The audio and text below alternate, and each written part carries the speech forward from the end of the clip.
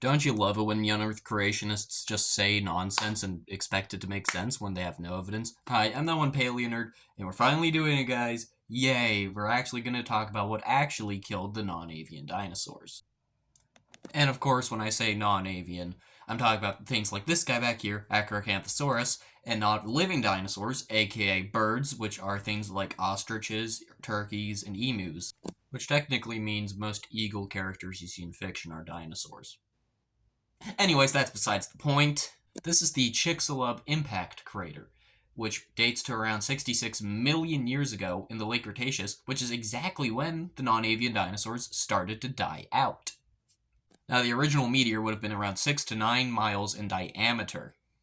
At this size, anything near the impact zone would have been absolutely vaporized. I mean, completely obliterated. This would have also caused small floodings around the local areas, as well as kicking dust up into the atmosphere and blocking out sunlight for plants to grow, which would have been detrimental to large herbivorous non-avian dinosaurs like, say, Triceratops or Edmontosaurus. And because the prey animals die out, the carnivores soon follow.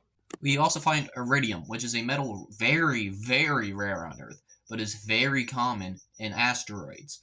And this iridium is commonly found in layers around the KPG extinction, around 66 million years ago. And we know the ages of these rocks through this. This is called radiometric dating, which is the decay of radiometric atoms in each rock. Think of it like this. You have a banana, or in this case, which is an analogy for the rock, and you see brown spots on it, which we are going to use for the radiometric atoms found inside said rock.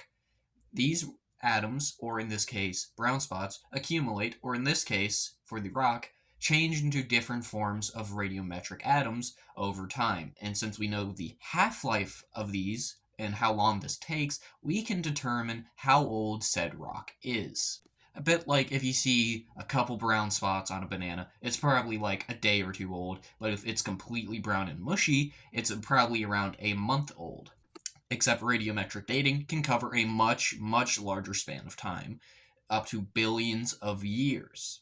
Also, not to mention, if a flood was the thing that wiped out the dinosaurs and they only lived a couple thousand years ago, we would find them in the same rock layers we do as modern animals, like humans, leopards, jaguars, all that good stuff.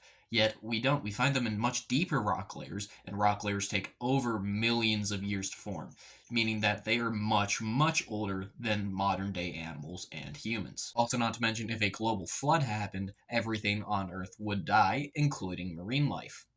This is because when you mix fresh water and salt water together, fish don't exactly like that sort of thing. In fact, they often die because of it.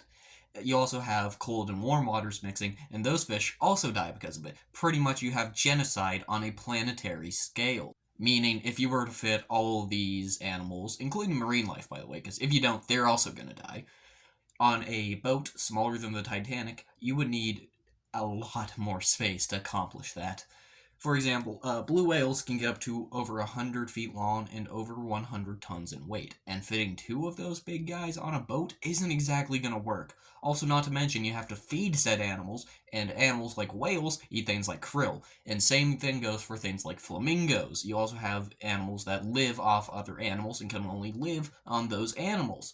And also, if you have two of every species, that would create a bottleneck of genetic indiversity that would be incredibly obvious to know, and we don't see that anywhere in the genetic history of any animal, which includes humans, by the way. And overall, there is just no evidence for what you are saying, my friend. I hate to break it to you. I'm that one paleo nerd. I post prehistory content. If you like that sort of thing, like and follow for more.